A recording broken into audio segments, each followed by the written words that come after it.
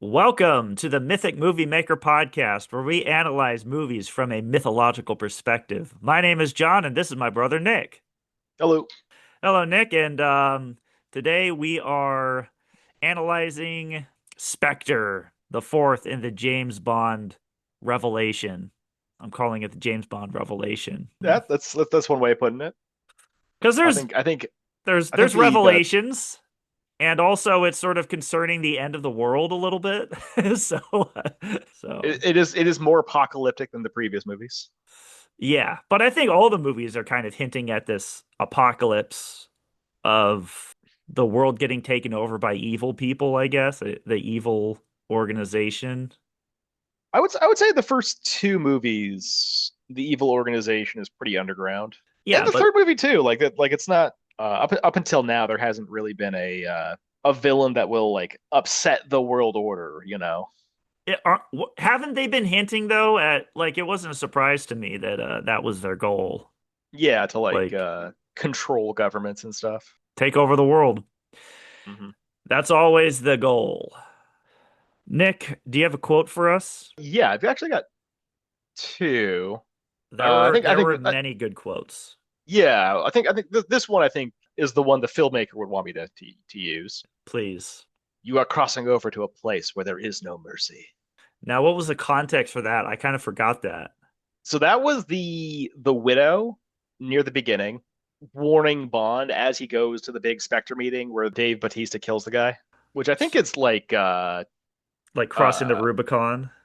yeah, and also like the fact that he's not just fighting Spectre, he's like going to this criminal underworld and existing in this space, like Hmm. flying all over the world and stuff. But for the duration of this movie, he's existing in this kind of like this world that Spectre has created for itself. And that meeting was sort of like it was like eyes wide shut, kind of. I If was yeah, like I was actually like as a joke gonna casually refer to it as their eyes wide shut meeting. yeah. So, so Well, uh it's also interesting because how does the movie start? How are we introduced to Bond in this movie? he blows up a building in Mexico.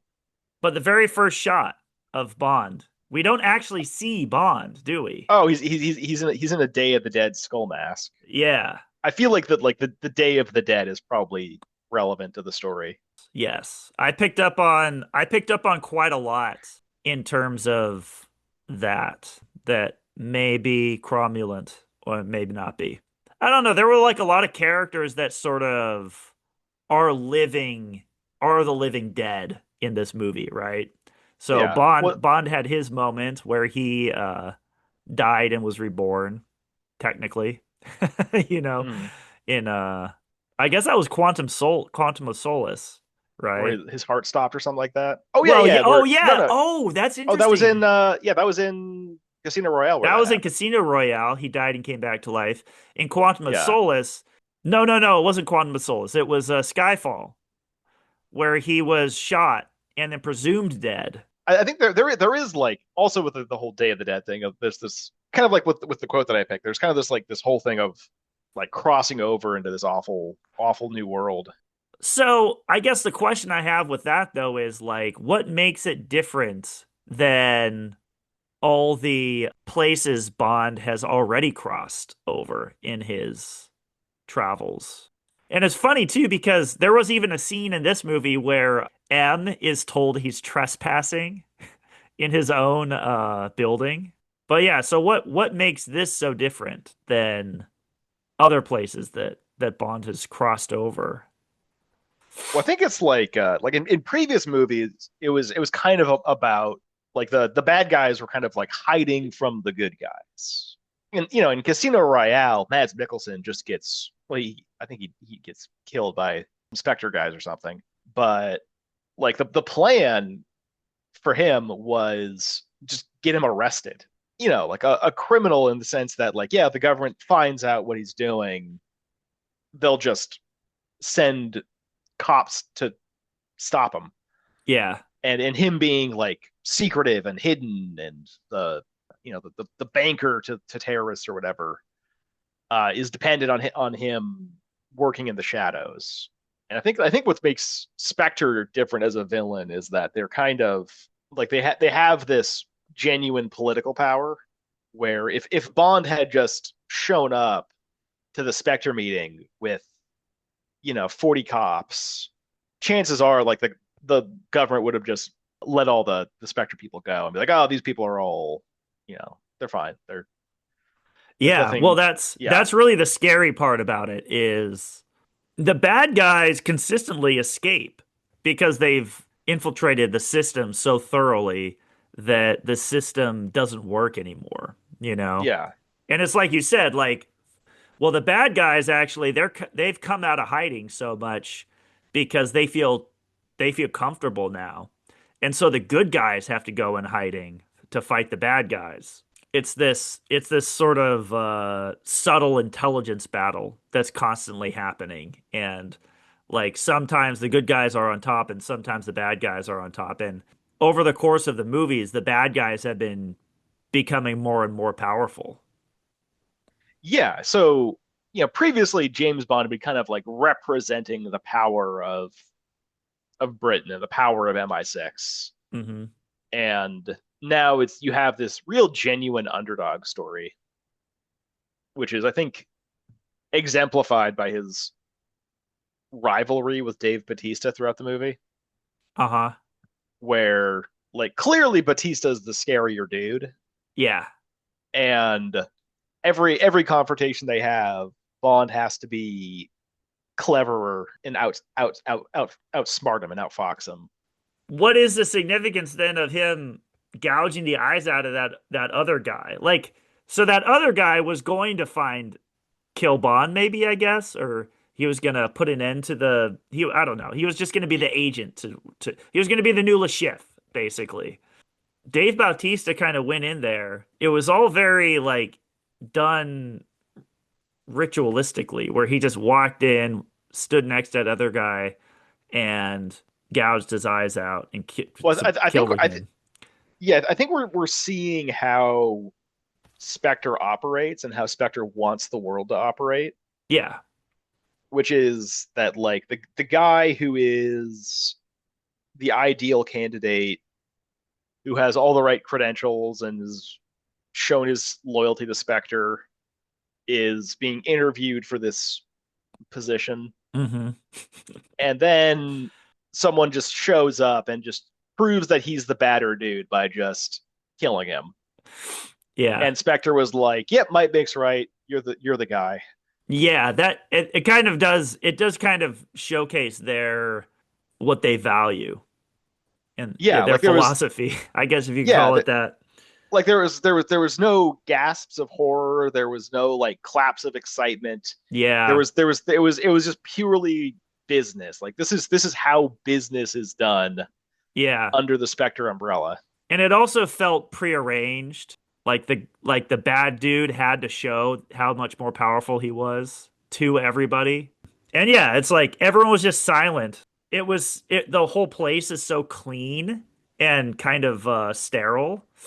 And then there's Yeah, this yeah. bloody act that happens. It makes it feel even more disturbing. Like everyone's wearing these expensive Italian suits, Yes, exactly. and like what's his face, the guy running the meeting before Christoph Waltz shows up, Hmm.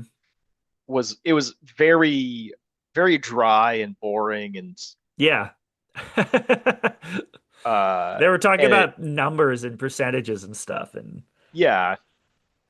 And then like, okay, next order of business, we need a replacement for Agent what the fuck. Okay, let's settle this piece of business. And then Dave Batista comes in and settles the business. And then they just move on to the next line item as Dave Batista pulls the handkerchief out of his suit and wipes his hands off. that is kind of the difference between the Spectre and Bond too, is like, the guy at the end even says like the C, for Callus. He even says to M, democracy is too messy. It's too chaotic. Yeah, And what the world needs is order. yeah, And they can yeah. I provide think that. And if you look at Bond and the way that he interacts with MI6, it's a complete chaotic mess. Like, you know.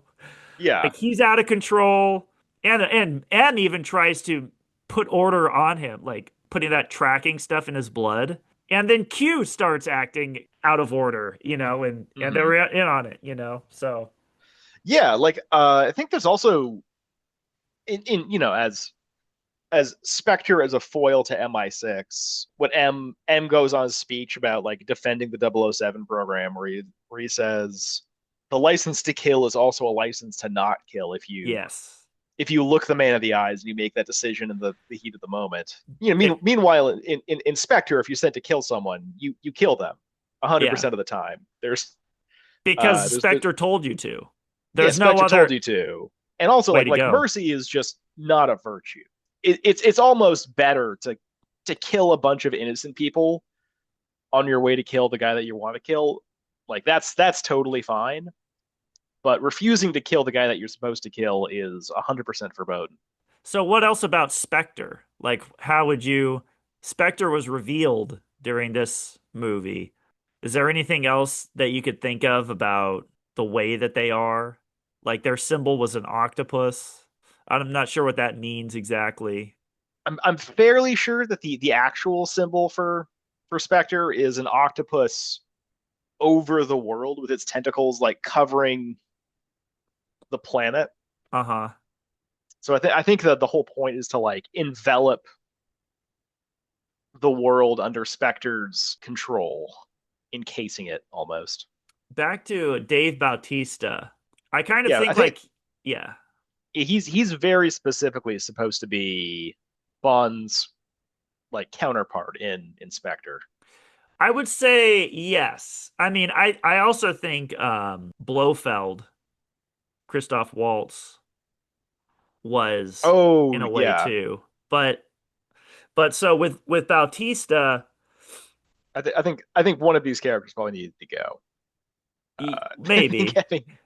having two counter. Well, I think like having Well, I would having one like it's kind of like a classic trope is to have one villain challenge your hero physically and then a second yes, villain to completely. challenge him emotionally. That's exactly what I was gonna say. Yeah, that's exactly Yeah. where I went with it. James Bond got over on Bautista pretty easily. Well, what? Okay, Well, so let me well, ask, he like what look. Well, every time he outsmarted them. he outsmarted him. Yeah, Yeah. exactly. Yeah, like okay, so they had basically two encounters. The first encounter was the car chase through Rome. So actually, we could talk about that whole thing because Well, it was, there's three oh, encounters, really? maybe four. So there was the train, was the There other was the one. train, yeah, where Dave Bautista definitely 100% died. That would have been pretty hard to crawl away from. Yeah, that would have been that's death. But okay, so but Bond had the encounter in the snowy mountains where Bond was playing bumper cars with an airplane.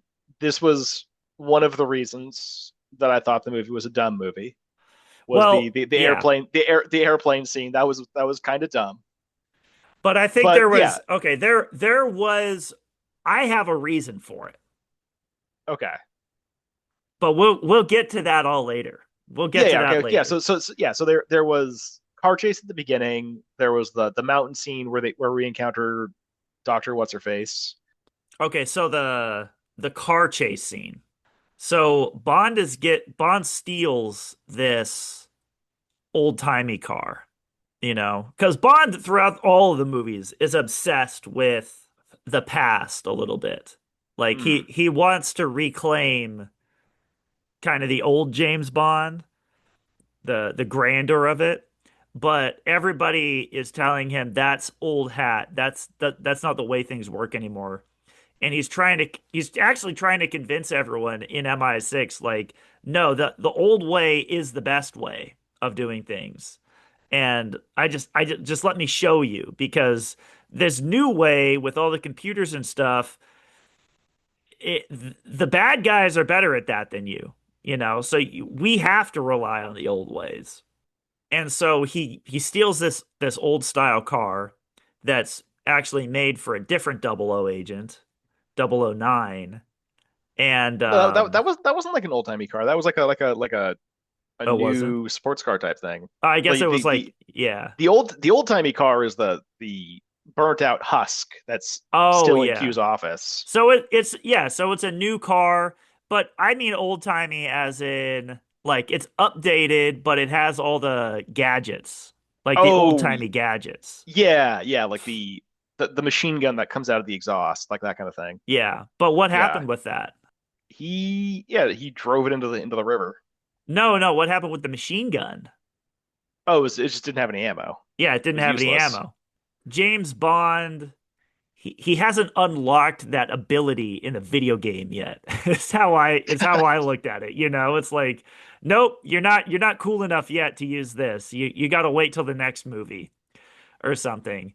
And then so he was like fishing around in the car. Okay, what can I use? And then he ended up using the flamethrower thing to shoot flames into Dave Bautista when he's driving up behind him to distract To him, blind him. to Yeah, blind him. And then he jumps out of the ejector seat. And very importantly, there's a beautiful shot in the movie where the camera is just drifting along, and then you see suddenly James Bond's feet slowly land on the ground, and then he shakes off the parachute and acts like nothing happened to escape Dave Bautista. Because Dave Bautista, he's like this big hulking figure that's kind of like too heavy, he's not heaviness. dumb, but he's very straightforward. Yeah, yeah, exactly. Like he's the only Spectre guy that actually went to go get Bond. And basically, like, oh, Bond is running away in a fast car. I'm gonna get my own fast car and chase it. Bond is looking for this lady. I'm just gonna go to where the lady is. This other guy wants the same job as me. I'll just go kill him. This is Exactly. this very like brute force, straightforward. And he's probably, like the movie kind of implies that he's, a smart super spy in the way that most spies are supposed to be in this genre. Yeah, But like his particular flavor of super spy is like the brute force muscle kind of guy. exactly. And it doesn't mean dumb. It just means that's how he solves problems. Yeah. Is that's what he's found is the most effective way to solve problems. And it's kind of like with Spectre, like the most effective way to solve problems is just to use brute force and just it does kind of blind you in a way.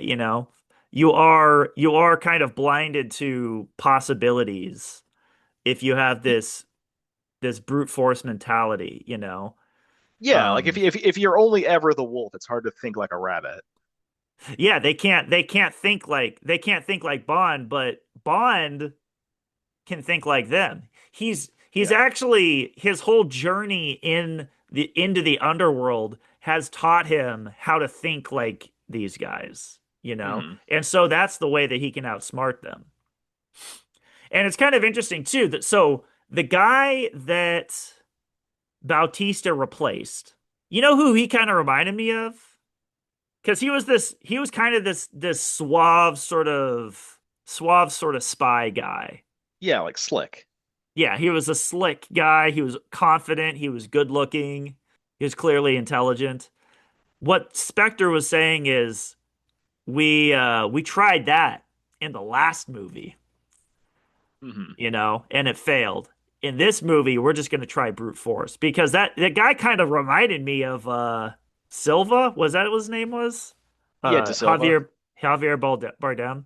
His problem almost was that he was more interested in other things than the mission, you Yeah, know. like he's like almost like kind of a product of the old way of doing things of like the cat and mouse spy versus spy thing of costumes and confidence tricks to like get to places where I don't belong, and then as opposed to Dave Bautista, who just if he needs to get in someplace, he'll just beat up the guards until there's no one left to stop him. Let's go back to the beginning too, Okay. because I do like the way it started. It started with James Bond in this death mask. So Yeah, he's and the girl he's with is like almost kisses the mask, which is yeah. very like when they're getting close, which is kind of funny.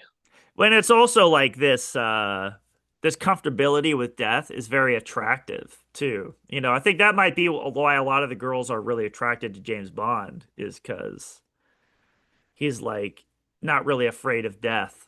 And it's like another theme too is like he's so comfortable with just going from, being a lover boy to being a killer. And his mind will just flip like that. Yeah, It's very easy for him. he makes that swap over the course of maybe like 10 or 15 seconds Yeah. as he like he takes off the costume, he pulls out his gun, and then he like does a bunch of like screwing and fiddling with the gun to like convert it into some other form for what he needs to do. Yeah. It's almost like this is a weird segue, but in, like the Transformers movies where they Yeah. like all like the shifting metal and like scraping noises, and then they're in this new form. Like that's almost like what happened with the gun, where he flips the thing out and he screws the thing on, and then he like clicks in the thing, and then he's the gun is now ready to go, and then in that same way, James Bond is also like ready to be a killer. So he leaves the window and then he's like a cat on a roof. He's just like walking with the utmost of ease from the place where he was like kissing this girl to the place where he's killing this other guy. You could tell how far he's come.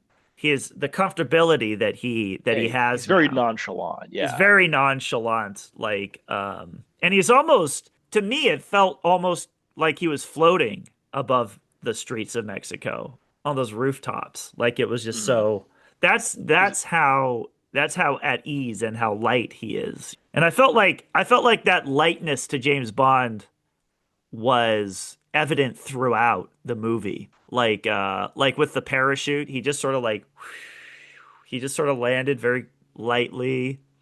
He's just sort of Yeah. floating above the rooftops. And then that's why also I thought like when he was oh, and how does the beginning scene end? He's flying away in a helicopter, right? Yeah. And then that's why I also noticed like in the mountaintop scene, he was also flying the plane. Yeah, Um he pilots a lot of like flying vehicles. Like there's the helicopter at the beginning, there's the plane in the very dumb snowy action scene, and then there's like after he blows up Hans's base, he also just gets into a helicopter and drives off. at the beginning scene he blows up the freaking room that the assassin guy is in. Hmm. Like the room blows up, and it was kind of. I actually laughed out loud when the bill when the whole building crumbled down. That Yeah, was kind of funny. And then he and then slid down that slide and he landed on a couch. it So, was like that was it was actually very funny. it was yeah the couch part was actually funny. I liked the couch. Um, like kind of like shows how easygoing he is with the whole spy thing. The falling on the couch. I thought at the very end it was a little bit reminiscent of him falling into that webbing. So it's Which sort of just like we're yeah, he's got a cushion, like and we can talk later about the spider web motif that shows up at the okay, so end. you noticed it. Yeah, I think it only became more and more apparent. Like the first thing, I was like, "Oh, there's a lot of wiry sort of looking things in the foreground," and then like, it's like and then eventually like, oh no, I'm really supposed to notice this. Like ever yeah, it's like yeah, the director is being like, ah, some people might not get it.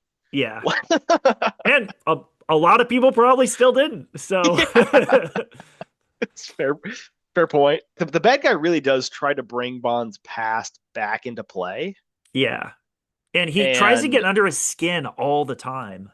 yeah, but Like, like Bond really doesn't address it at all. Like it really is just a monologue. Like Bond doesn't really respond much to like that provocation. the bad guy is revealing to Bond. That he is this person that he knew as a child. He killed the guy that's Bond's surrogate father and his own Yeah, real father yeah. So he killed his real father out of out jealousy of jealousy because he because liked Bond. more. Yeah. Yeah. And yeah, we could talk about that particular scene more in detail later because there's a lot there.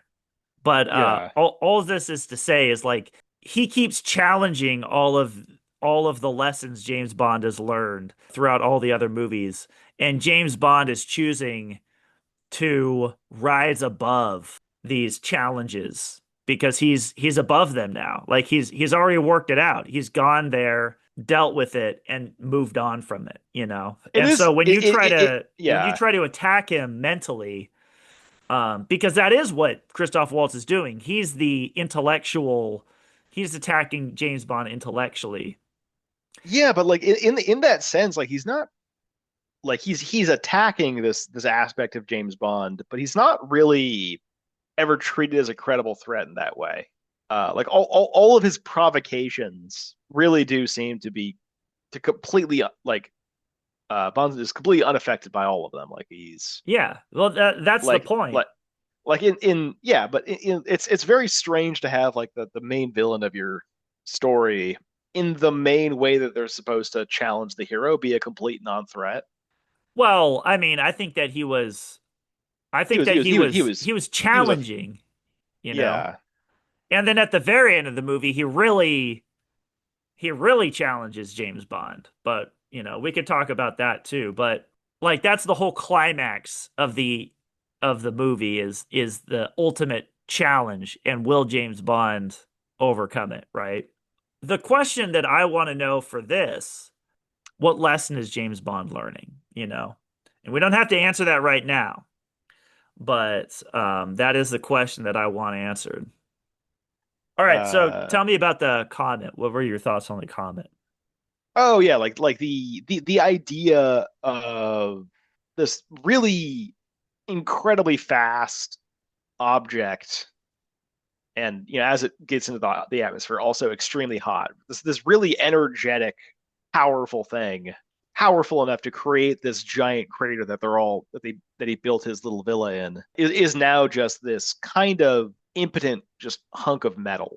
The meteor has been like almost neutered to a certain degree, Well, and just just yeah. just standing around looking at it and like marveling at like all of like how cool and interesting it was, and now it's just a hunk of rock and all it did accomplish.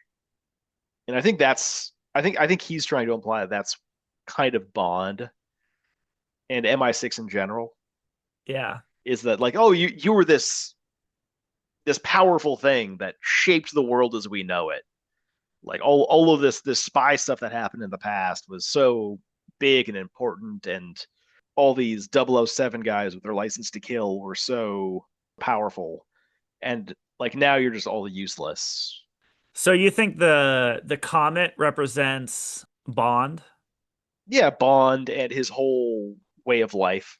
And there was also that scene, well, there are that really heavy-handed scene when they're on the water and they look at the old MI6 building and they look at the new one, and then the other MI6 guy is sort of like out with the old and with the new, Yeah.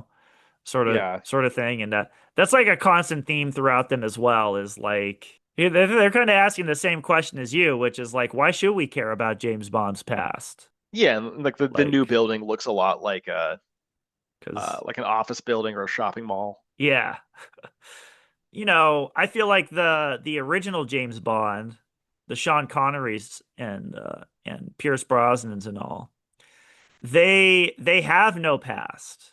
I think the movie is saying like, yeah, that worked for a while, but now we have a new enemy that's much stronger, and they actually are imitating us now. Like all of the bad guys use the infrastructure and the techniques, and they're co-opting old spies and stuff. So now we're playing this new game, and the old Bond isn't gonna cut it. And so we kind of need to reassess ourselves to be able to defeat this new enemy. And sort of the way that you are able to empower yourself and to distinguish yourself from your enemy, because your enemy is just trying to imitate you, is to go to your past and go to your roots, and that's and find and rediscover who you are and what this is all like Well, I think for. this movie actually is kind of a return to old Bond, like pre Daniel The Craig. Yeah, well, Like the there's clocks like and the watches and all the time references and stuff. there's that. There's also like all of the silly gadgets are back. Yeah, well, they're Like they're all the slowly being reintroduced. Like, yeah, like in the last movie, Gun on a Radio, it's hardly Christmas. And this movie, there's the exploding watch, which is almost lampooned in the last movie, or and, literally lampooned. yeah, There was well, that they're building new cars that have all of the flamethrowers and shit in them. yeah. His smart blood, and then it's not just the gadgets and stuff. Like the action scenes are sillier. Like the scene with the plane like crashing into the top of a the plane landing, knocking an SUV off the road and then flying up again like a predator almost like Hmm. hunting its prey. Very silly, and you would expect that to come out of like a Sean Connery Bond movie. The villain has Bond strapped to a chair with a drill slowly descending on his head. Well, it's I don't know if it's that's I don't know if that's I don't know if that's comes from a specific James Bond movie, but it comes from at least two or three different Simpsons episodes making fun yeah. of Bond movies. So The so villain why? with his white Persian cat and his big scar with the glassed out eye. Yeah, Like but it's okay, all no, yeah, well, all these motifs are coming back they are. that we Yeah. jettisoned earlier. Well, it's because the old world of evil is kind of still there. We kind of forgot that that evil exists in the world because we've had such a long period of prosperity and stuff. But it's like, I think they were saying something like that in the movie. Like, you think that this all this has gone away, it just went underground. There's also that all the old spy stuff is like Cold War themed. Yeah. What makes conflicts now different from the Cold War, where it's like we know who the enemy is, but we don't know what they're up to. We're not actually fighting. And I think there's like now like all four of the Bond movies we've seen so far, like the enemies have been very terrorism coded, Mm. where Well, it's I where actually think the war we're fighting now is a psychological war, and that's why Bond is so psychological. terrorism is a psychological Oh, you're tactic. right. Yeah, exactly. Yeah. It is psychological warfare because it makes you afraid, and that's the whole point of it. Yeah, like in Casino Royale, the bad guys, we're sort of making money off of terrorism in a certain way. In the second movie, not much terrorism there. It was just like He, almost a colonialism aspect of the second movie, actually, of yeah. like Well, that's what I was gonna knocking say. Yeah. knocking over like an actually good dictator and replacing him with a puppet that'll do what you want. Yeah, and the bad guy caused destabilization. He put Bond, the girl, and the guy who killed her family all on the same boat. That's that's Yeah. that's how he operates. So he's like he sort of like throws the cat in with the dog into a bag and just shakes it up, you know. It's like Hmm. that's how he works. That's also psychological. You know, and it's also reinforced in Skyfall where Javier Bardem says, "I got this island because I just made up a lie that was so horrible that everyone just left and escaped and it became mine. It was that easy." And so I think like that's I think you're totally right. Like the Cold War, you knew who your enemy is. The new war is a psychological war. I feel like that's why these movies are different than the Cold War movies. Yeah, the enemy is a lot more like in the shadows, a lot more Yeah. mysterious. Wait, so did you tell me what you think the point of this movie is? If the lesson that he learned from all the other movies, how does this movie get incorporated? Like, I what's his arc in this movie? Like, I think I have an idea. because It I think Bond is like more than any of the other movies in the past. Like he seems to be very keen on, for lack of a better word, like minimizing like collateral damage. uh-huh. There's like the girl is in constant danger, and he manages to keep her alive the whole time and goes well out of his way to rescue her. Hmm. You know, like kind of the joke for Bond girls is that they have a short shelf life.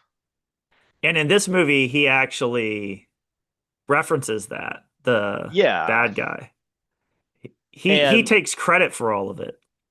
yeah, like it's that's another yeah. The whole thing, like all of these things that happened, it was all me. This feels a little retconny because in the last movie, according to Javier Bardem, who probably isn't a very reliable source, it seemed like he was just like the head of his own organization, and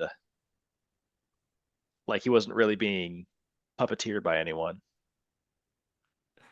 Yeah, but But yeah, that like Spectre spec could have been like behind the scenes, and behind the scenes of it, yeah. yeah, and all the They contracts that made he a was point taking in this have been from movie, him. yeah, because they told him they basically gave him the option, you know, because he wanted to be a super spy. MI6 said, "We don't need a super spy anymore." And then Spectre said, "We you can be a super spy, but for us, you know." And he Yeah, took it. and that was that Yeah. was the pitch that he made to Bond in that. Yeah, exactly. Yeah, they were trying to convert Bond.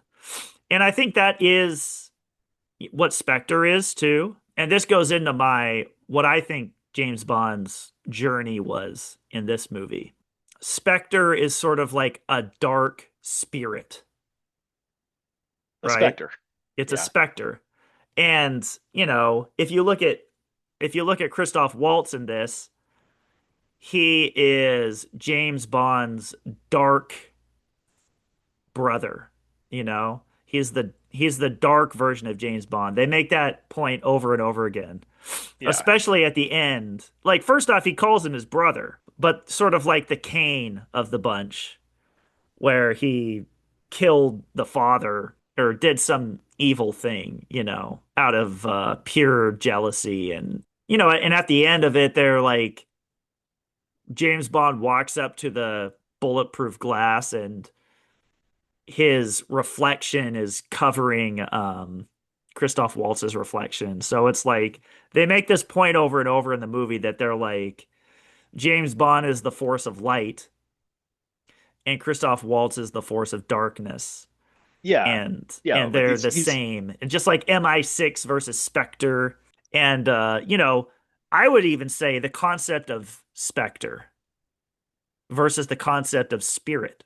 What James Bond is the journey James Bond is going on in this movie is to ascend and to become spiritual. Think of how the movie begins. He's dead already. He's in the mhm. death mask.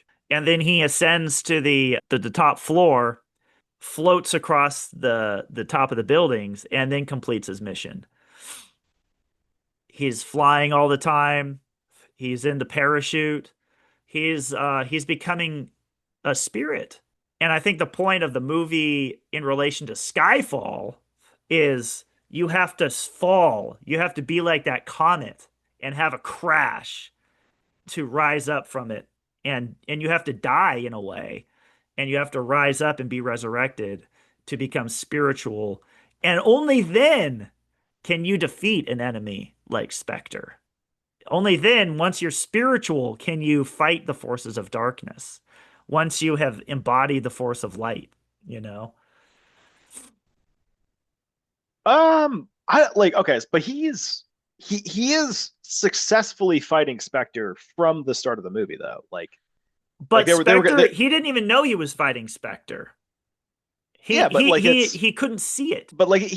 he didn't have this like moment of failure where he like that's kind of like what you need to have is you need to Yeah. show James Bond failing to oppose Spectre and then going through this arc and then having gone through the arc, he is now equipped to do so.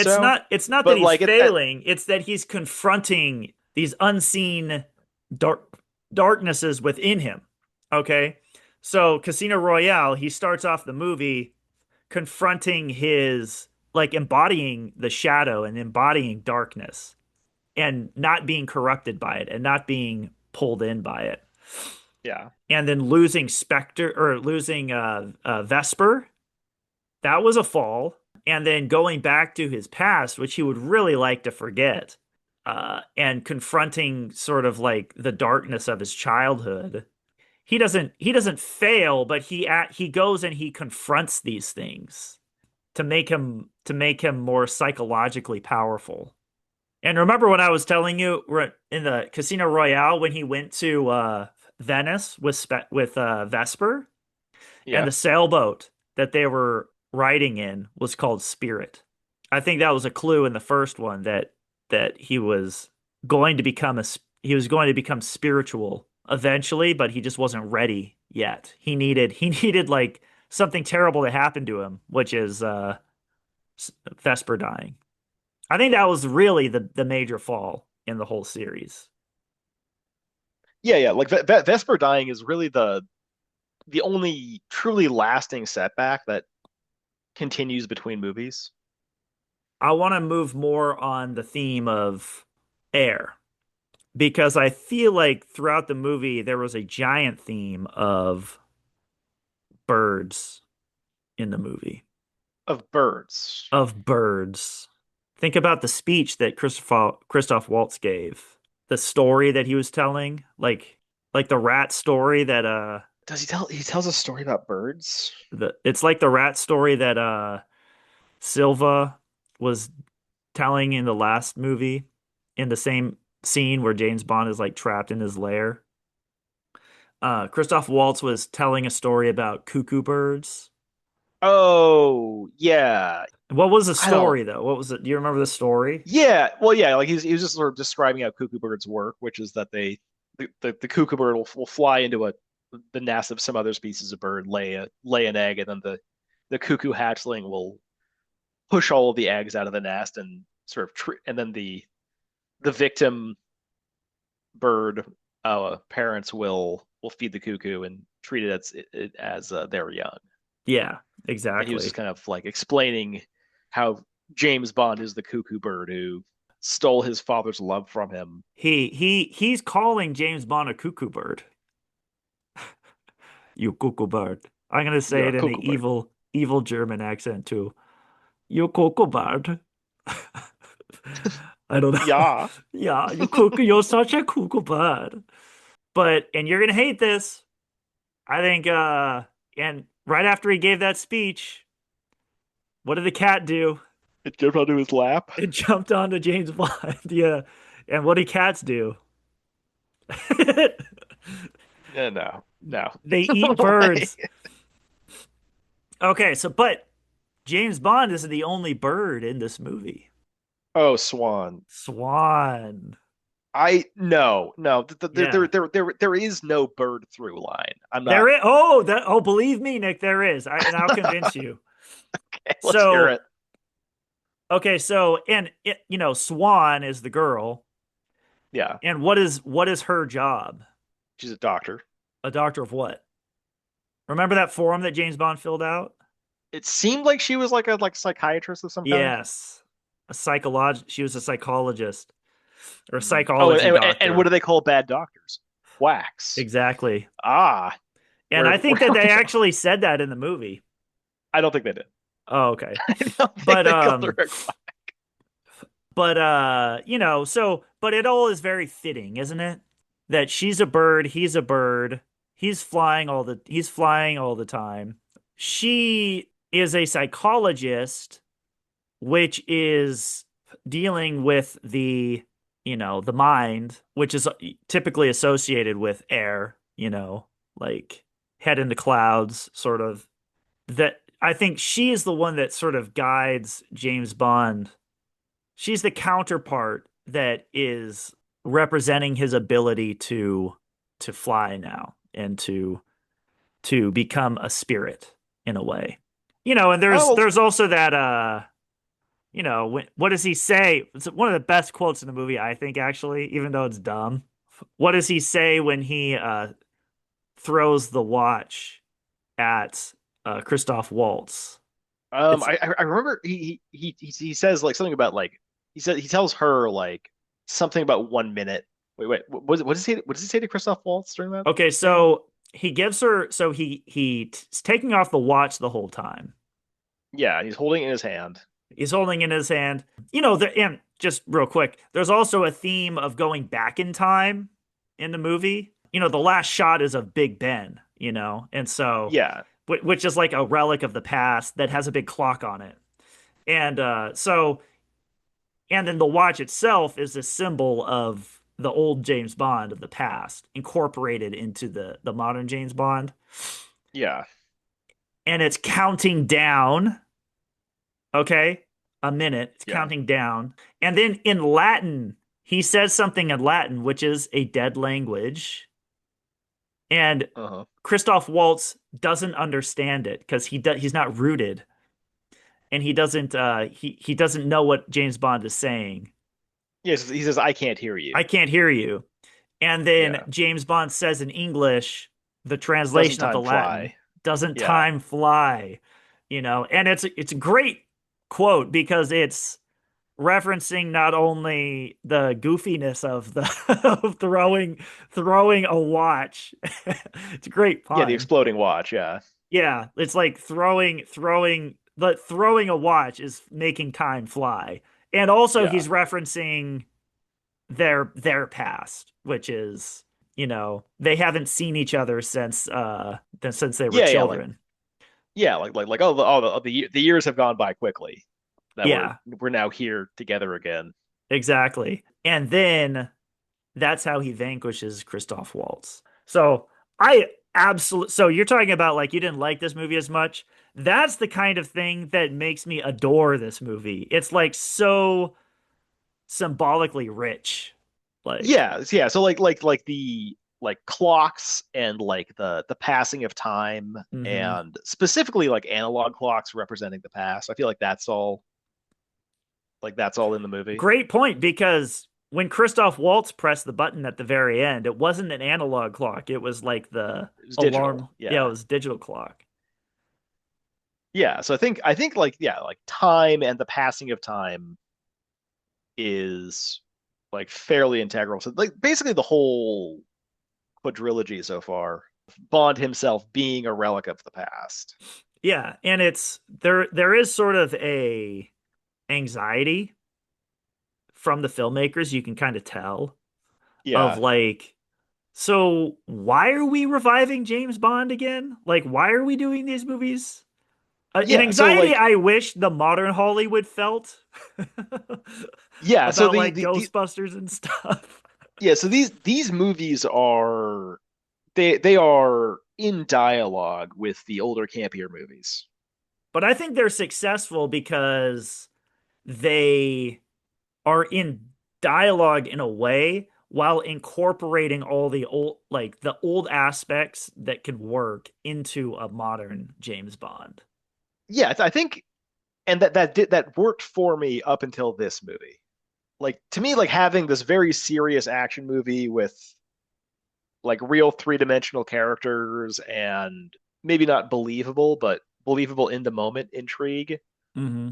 is all has all been working for me up until this point. And then we're kind of folding it a little too much old Bond. Like Well, the they're slowly incorporating in the old Bond. Like remember at yeah, the beginning they were just completely dismissive of anything old Bond.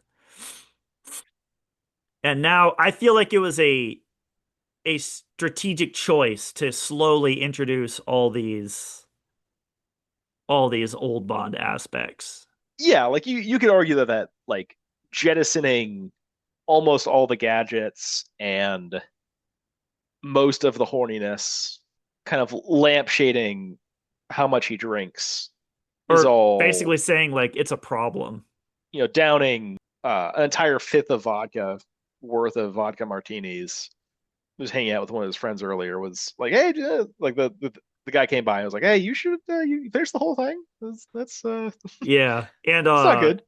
And Swan also asks him during his evaluation, "Do you drink?" And he says, "Too much." In the second half of the movie, there's tonal whiplash. The villain layer like strapping Bond into the torture chair. I like it though. I think that it makes sense. Like they're doing something intentionally, which is incorporate the old Bond in a modern context. Just like in the Odyssey movie that we watched, they incorporated a lot of the silly elements in a modern way into I think the Odyssey story. Like they got I, rid I of a think lot of they them, but the whole ending worked because it had established this sense of realism enough that you can introduce slowly, bit by bit, these goofier elements. Because James Bond, just like the Odyssey, is a myth, and it's yeah a British myth. And a myth has to be updated every generation to become relevant still. When we were kids, we watched the old James Bond, and our parents were like, "This is so cool, isn't it?" And we're like, "This is not cool. This is goofy." And then so we were given this new James Bond that sort of made James Bond more fit with our experience and our yeah tastes. That's what they were trying to do. But the thing is, a myth, it has to incorporate, it has to bring along a lot of the old elements of the myth to when you update it. You can't throw everything out and just make a new story because then it you lose connection with the myth. I think what they're trying to do here as myth makers is take those elements of James Bond that people loved then and incorporate them into a movie so that it can just carry on those elements yeah and like not forget James Bond, who James Bond is. James Bond essentially is a guy that has all these gadgets and that uses them effectively. yeah like the whole point of James Bond is that Q will just make something with no specific purpose. Like the, Yeah, the, the example is the exploding pen. Like there's this isn't a device where you're like, okay, use this pen at this exact moment, and that's the purpose of the pen. yeah, It's like, here's a thing. You're smart. You'll find a use for this. yeah, Yeah. So like, but also I feel like we're like thematically at the wrong point in the series to like be doing this. We've already like I feel like that ship has sailed. Like we're like, oh, like even like, in Skyfall, it's like these are all relics of the past. This isn't what we're about. And yeah, then and like so after having been like, okay, we're gonna take all of these elements and these belong in the past. These are no longer a part of what we do and how we operate. Then taking all of those things that you have very deliberately jettisoned and then like just having them just show up again with no fanfare. There's no like, oh, we have to go back to the old methods.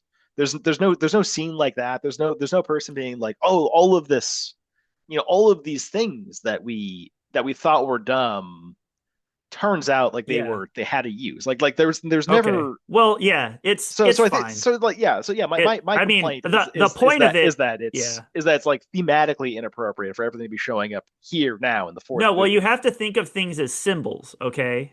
Those are symbolic. Who really wants to go back to all that stuff? It's always James Bond. Like even Q is like, this is too old school. It's not gonna the world is different now. And James Bond is like, no, no, no, this stuff was cool. This stuff worked, you know? Like I can use this stuff. This is the way that I'm used to fighting. And then all the MI6 is trying to get him to update and do things the modern way. And James Bond kind of realizes, like, well, if we do things the modern way, then I'm obsolete. And you're going to get rid of these really valuable, like, traits if you get rid of me and you replace, and you think that a computer is better at doing my job, you know? And all those gadgets and stuff, they're very analog. And he's used to tactile things like that. That's what he uses when he's out there. Well, And yeah, so yeah, MI6 like the whole the time is trying to get him to jettison these things. And he's the one that's like holding on to it and like, no, this stuff works. And throughout these movies, they slowly appease him and they're like, okay, well, we'll give you this, dumb thing that, and he uses it and it works. It just like James Bond himself. He seems like a goofy character that nobody should make a movie about or care about anymore, but actually there's a lot of what he's doing that works. And the biggest lesson is his instinct and his intuition and his creativity. What he's saying about the old stuff working, symbolically, the old ways, the old James Bond, it's getting through to them because the new ways actually aren't working. They're only making MI6 weaker and more susceptible to Spectre. So yeah, well, there, like yes, so it's like a big meta story, like all these movies, and there's these yeah. things that are So slowly definitely, happening. definitely moving into the digital age has bit MI6 multiple times. Hmm. Where in Skyfall, Q's kind of confidence in their like security system caused him to just plug the hacker computer into the MI6 like internal internet system or whatever, Hmm. which just gave Silva access to break everything basically. And in this movie, the decision they'll be like, okay, we're gonna surveil everything. Surveillance is great. We love surveillance. We're gonna surveil all the people, and this is the future. And then Spectre is just like, well, that sounds like an evil thing to do. Let's be a part of that. You Yeah. know? Well, they just piggybacked on their system. Yeah. So I It's think like, like yeah, the the like Spectre is mod like happy with MI6 modernizing. yeah. So modernization is definitely viewed negatively by these movies. I wouldn't say entirely. I would say I would use my myth analogy again, where it's like if you want to move into the future, you have to take with you elements of the past, or else you're foundationless. The real world wisdom is to be judicious, to find the things that are good and take those things. Yeah. And And, that's the and I think conflict that Bond is having with MI6 is and I think Skyfall, like is kind of in agreement with that like we have to be judicious about what we take with us to the future. Where like Skyfall itself is it's a part of the past, and we don't like it. It's bad. We're gonna jettison that.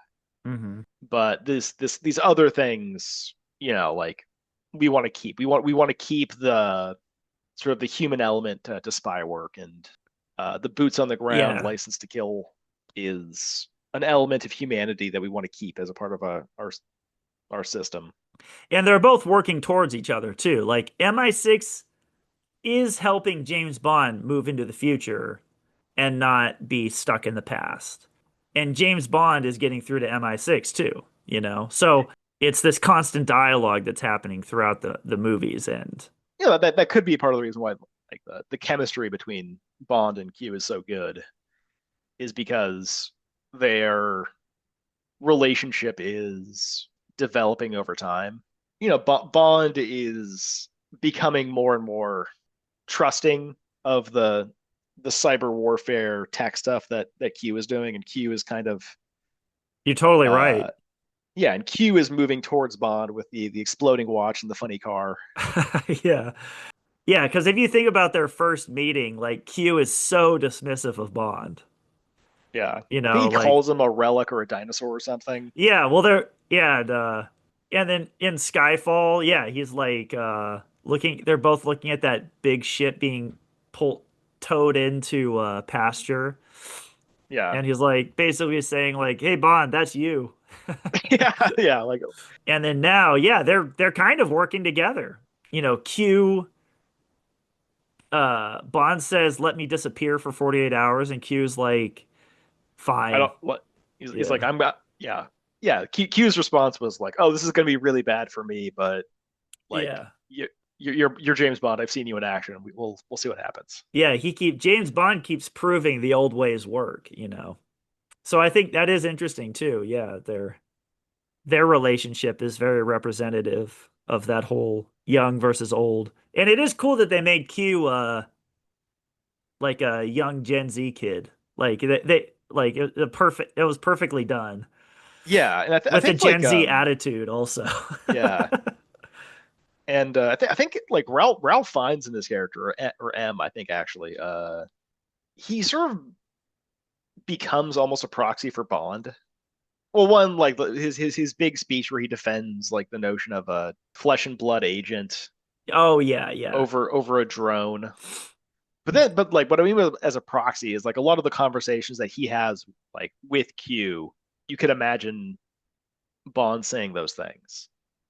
Q at one point says like turn off the magic blood. We're gonna let him do what he does. Yeah. And then See, later I think the on, magic blood was more of a modern tool that Bond didn't really yeah, yeah, agree with. yeah, like that's well like like the kinds of modern things that the movie doesn't like are surveillance, kind of watching people and not trusting them, like not like you know What it is it's outsourcing trust to surveillance. Like they think they're the like that guy, the C guy, he's so arrogant. He has so much hubris and he thinks if I can just see everything and have all the information, I'll be able to solve all these problems. well so like the whole thing But about of like yeah, of like the human element and like sort of trust and understanding is also kind of folds into the widow at the very beginning. I barely remember her. Yeah, where like Bond is like, oh, like, oh, you're they're gonna kill you now, and she's like, yeah, my husband trusted my silence. Like I knew all of his secrets, but like he knew that I wasn't gonna say anything. Hmm.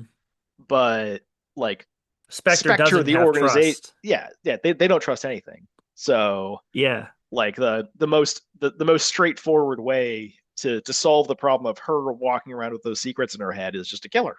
Yeah, and that is the But brute the force method. yeah, and like the inhuman method where Yeah. like the relationship between her and her husband was like, oh, he that trust was valuable, and relying on that trust was the best way to solve this problem.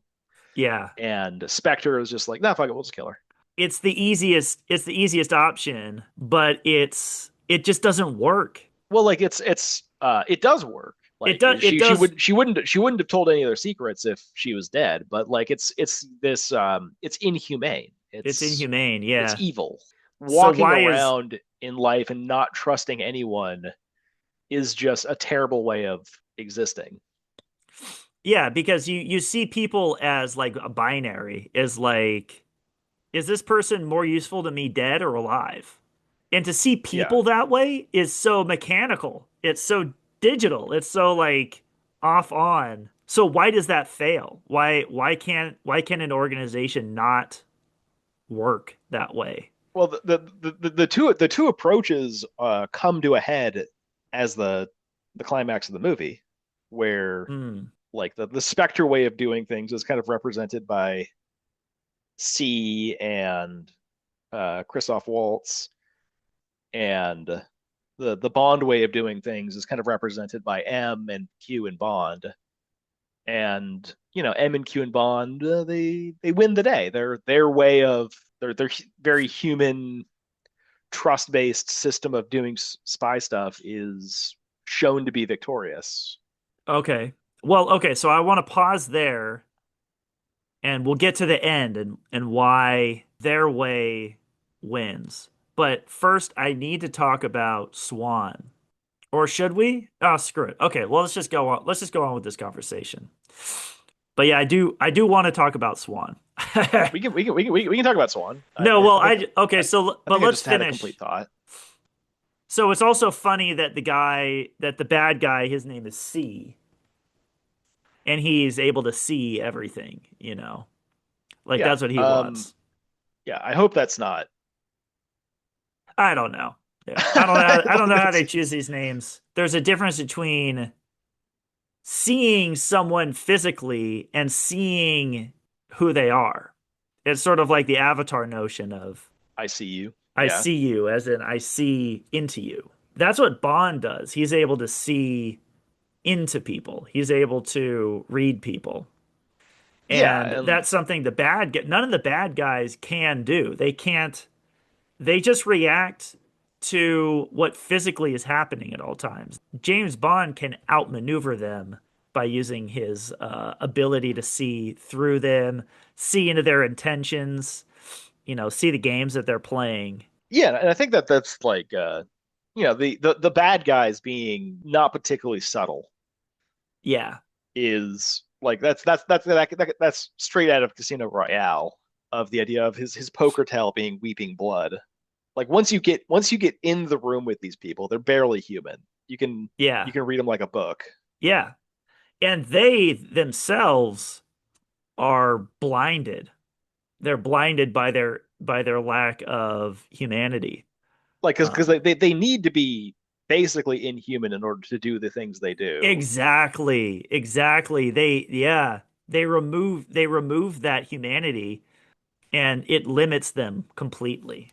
So in that last scene, there's two fights that are happening. M is fighting with C Yeah. in the top of the tower, which Like this is very very symbolic. yeah, M is getting, like the big protagonist climax moment, and Bond is kind of just having a almost like a personal introspective moment. Exactly. Who do you want to talk about first? M's conflict or Bond's? Oh, let's talk about M's conflict. I think like him, they're kind of talking about the theme a lot, like the characters themselves in M's case. The whole scene that we've referenced a bunch of times about like the license to not kill and looking your victim in the eyes, like I think might as well just be the thesis of the movie is like that little speech. Yeah, I would say that reads more into the thesis of the all of the movies. Yeah. I think they all talk about that. Yeah, they'll bring up the importance of like why is this 007 program is really weird, stupid, and presumably expensive. Yeah. Why are we still doing this? And then every movie actually has its own little explanation for why. Well, it's more like, so in Casino Royale, it was super important to literally read your opponent deeply. Yeah, in In Quantum of Quantum of S- Solace, yeah. it's the ability to see what's truly important, Yeah. See through the the lie. dollars and cents. Yeah. The surface level things into what's really important. Well, and that's interesting too, actually, because yeah, the thing that they were talking about is this more top of the tower, high-minded idea that concerns like the whole series. And then James Bond is dealing with like the practical concerns of the actual movie going on right now, you know? Hmm. But I thought it was interesting that M has been in the field to some degree and is able to fight people hand to hand and has killed people before. And that's why he won. That he was able to like push this bureaucrat off the Yeah. cliff. So as a practical question, was he working directly for Spectre, or was he They just said they said no, and they were like, "What did you pay? How much did you pay him?" And they were like, "Nothing. He just believes in this." okay? So So he yeah, was okay. just I didn't catch that line I don't know. He was like either tricked or because he's like he his was weak-minded. Um, because like what he says is so evil. dramatically evil Yeah. Like where's like power where it should be, but you want to throw it away for democracy. Yeah. Like it's uh It was like in Game of Thrones when they said, and then and then I think one of them was like, why don't we just have the people decide for themselves? And then they all laughed and they were like, haha, good one. Like MI6 was kind of turning into that with how much it was wanting to control Bond. they make a point of Bond being an especially reckless 007, 00 agent Uh-huh. and make an entirely separate point of how at baseline reckless 00 agents are. But it's almost like Bond is the canary in the coal mine. This is as reckless as people should be allowed to be. Yeah. And and he's like the cap. If Bond is being pulled back, then the cap is too low. Hmm. And if someone's being even more reckless than Bond, then the cap is too high. Like Bond is like at the very tippy top of how much of a loose cannon you Your should be allowed to be. organization. Yeah, I Yeah, like that you called Bond a canary also. yeah, because he represents the element of wind and shall Yeah, float on the air as a he's a bird. as a It just bird. fits perfectly into the scene, the theme of birds. Hmm. Well done, Nick. Yeah. No, but I think well, that's the that is the conflict, and that's sort of like where MI6 goes wrong is that they remove all of Bond's ability to be creative and independent, you know. Well, that's why like Moneypenny can't be a field agent anymore, is because she's not reckless enough. Yeah. Yeah, because she should have disobeyed M's order And yeah, she shouldn't and like not shoot shooting Bond Bond. was a mistake. Because, in her instinct, I bet she knows She Bond. She knew Bond well enough to know that he could have defeated that enemy. and then there's and the second instinct was that she knew for a fact that if she shot the bad guy, she would shoot Bond. Yeah. And she basically that's what she told M. It was like, hey, this is what's gonna happen if I try to take this shot. And M was like, do it. Yeah. And she should have followed her instinct.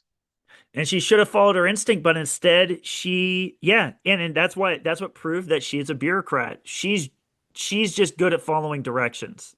She doesn't have the faith to think for herself. And James Bond, going back to the theme of spirituality a little bit, kind of relies on faith, to Yeah, to get through yeah, that. yeah, Like like that's why he landed on the couch. That's why he landed on the webbing. He didn't know that was going to be there.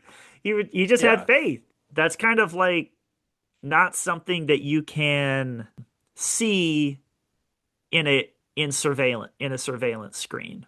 Okay, so M vanquishes and C falls to his death. Like okay, so C to a certain extent lacks like the reason why Bond survives isn't because he ascends into heaven. It's because he has a safety net. Yeah. He has like this grounding force of humanity, and yeah, that's protecting him.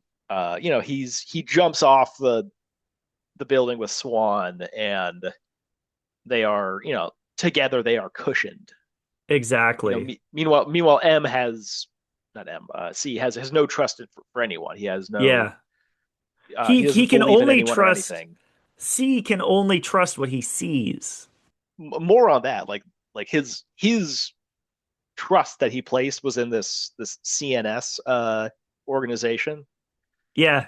And he and when he dies dies, he right in yeah. falls. Yeah, like Right in the center CNS. of it. Yeah, CNS made for a poor safety net. So like he placed his trust in that and died. Yeah. And Bond placed his trust in the humanity of people basically, and his fall was cushioned and he lived. What's also interesting is so Bond was having this duel with Blofeld, Christoph Waltz. What Christoph Waltz? Do you remember the ultimatum he gave him? You Yeah, can, like go save yourself or save the girl and you both die, something like that. yeah, well, Or no, it's you can go looking for the girl was his thing. yeah, but he put it in kind of interesting terms. He said, "Would you rather be physically hurt or mentally hurt? You'll feel the mental pain of her death on your conscience." Blofeld thinks that's a weakness because Blofeld has already removed his own conscience. So it doesn't Yeah, matter to him. He doesn't feel that mental pain. But he's using Bond's having a conscience yeah, to manipulate him. And then so what does Bond do? He's like, "Screw you. I'm going to go have my cake and eat it too." That's what my attempt is. But yeah. like I'm okay. Yeah. I'm gonna be merciful and it's gonna turn out well. Yeah, they both know that Bond is not going to be able to live without a clear conscience. So that's not even a question. The only question is how is he going to be able to rescue the girl in time to save himself and the girl and have a clear conscience, you know? Well, And so like trust. yeah, I've even called this a trust fall, oh yeah, yeah, definitely. where he's holding her and he's just like, well, you gotta trust me. Without that fall, they would have died. It would have Yeah, been, yeah, they clearly, there would have been no way. But so the only way, then, the lesson that the movie's teaching, I think, is the only way you can have a clear conscience and save yourself from physical pain and mental pain is trust in other people. is trust in other people and faith in yourself and just faith in general, you know. Yeah. It's that spiritual and human connection. And that's the thing that Spectre doesn't have. That's the thing that Well, it's that also like at the very end when Christoph Waltz is like on the ground and Bond has like is pointing the gun at him and he says like finish it.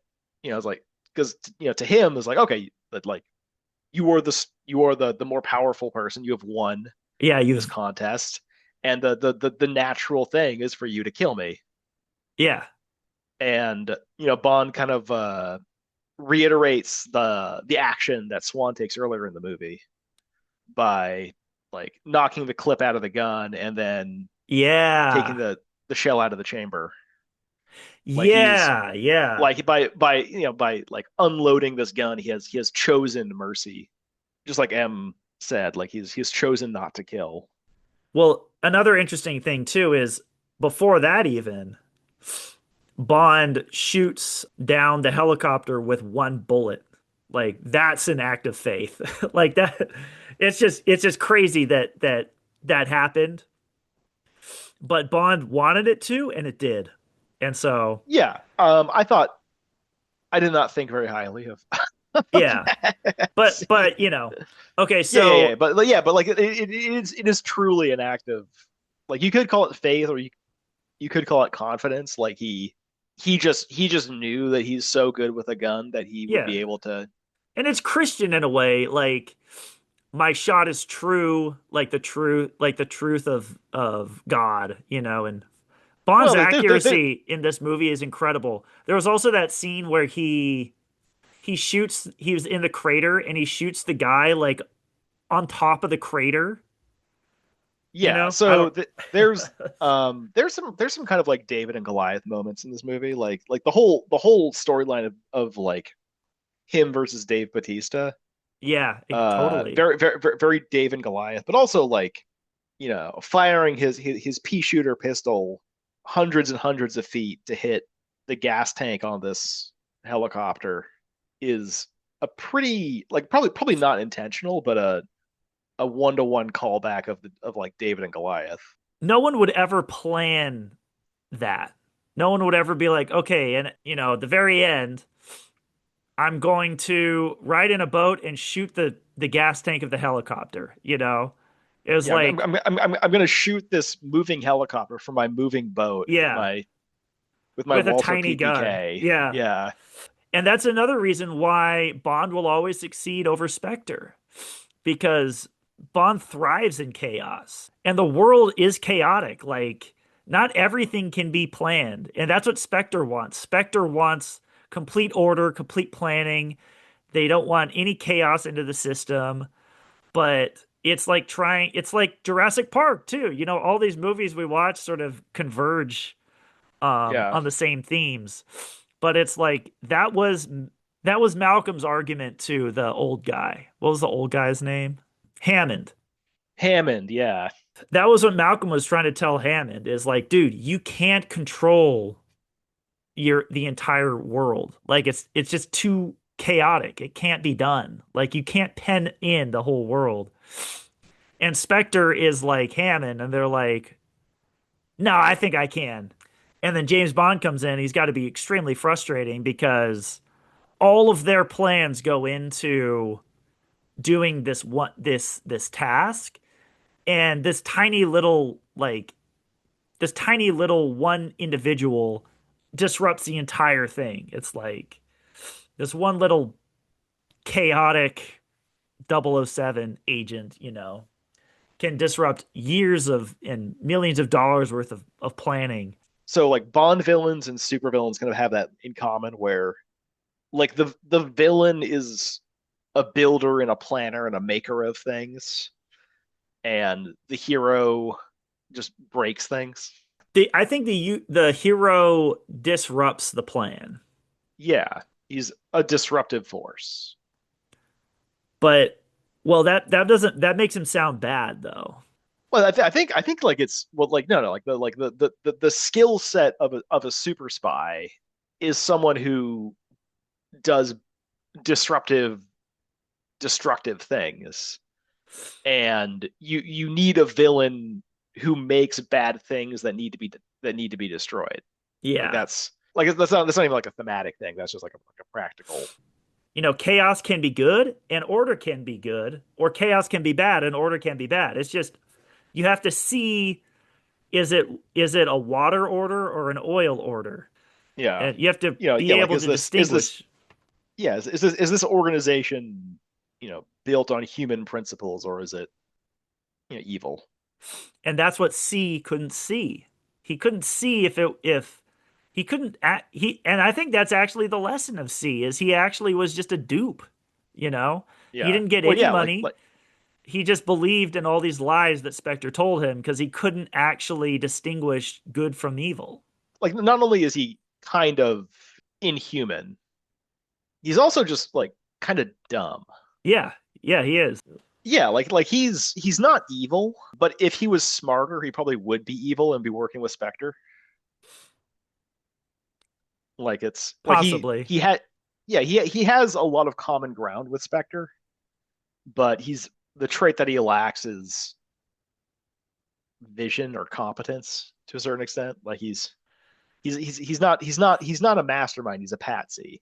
Yeah. And so he went straight to the top of a bureaucracy. Yeah. Do you have any other notes? Some of these are just complaints that I write for my own purpose, so we can ignore Sure. those. The one last note I Um, have really, I think it's important that James Bond and Blofeld are brothers and that Blofeld is German. uh, I think they're telling like a national history story because in the same way that in Skyfall, James he was Bond's French. yeah, James Bond's mother was French because of the Norman invasion, 1066. He also shares lineage with German because they're also Saxon as well. They were Saxon, Anglo-Saxon for a little bit of time. Hmm. Okay. Yeah. Yeah, like there's a little bit of like the history of Britain there. Like it could also be almost recontextualizing the whole thing as like a British story into like a pan-European story. Because like he goes all over the world, Bond, Oh yeah, but he like he goes to Mexico for a little bit, but like in most of these stories, it's Europe. yeah. Well, he It's only up and goes to down Mexico Europe. to It's kill an Italian, you know. yeah. Like it's a lot of Italy, a lot of Spain, a lot of Greece, tons of France. Maybe they end up in Germany at some point. They go to Norway, I think, is where the Austria. clinic. Austria, yeah. There's this kind of European tone to Bond that's They are, and a little more clear in this you know movie or in this that could series. that could be a reason why he doesn't kill Blofeld, even though, we had this little It's like World War I, World War II thing going, and we we're defeated still the you, same. but but we're not going to just vanquish you, like Yeah. you're our still a brother. My other note that I might like to bring up is the other quote that I had from the movie, Oh, okay. which is two lines spoken between C and M. Uh-huh. Just face it, M. You don't matter anymore. Maybe I don't, but something has to. Like the idea that M doesn't have to have a place in the British spy network, but like the ideals he carries Yeah. are still important. Yeah. And that's really, yeah, it's spiritual in a sense because it's the spirit of Britain that he really is ready to die for. It's something greater than him. It's this country that he believes in. And that's what he cares about living on, not him. And a lot of the Spectre guys are like kind of selfish. I would say this is a defining characteristic of Spectre. Like everyone's, I don't think anyone's in Spectre for the Yeah, they all the want to be mission. rich and powerful. Yeah, Yeah. exactly. Yeah. On that note too, like the spirit of Britain living on. I want you to rewatch the ending because you're not going to believe me. Not now, but if you Mm-hmm. don't believe me, the very last shot is a Mm-hmm. shot of the British flag and a bird flies in front of it. All right. That was the Mythic Movie Maker podcast.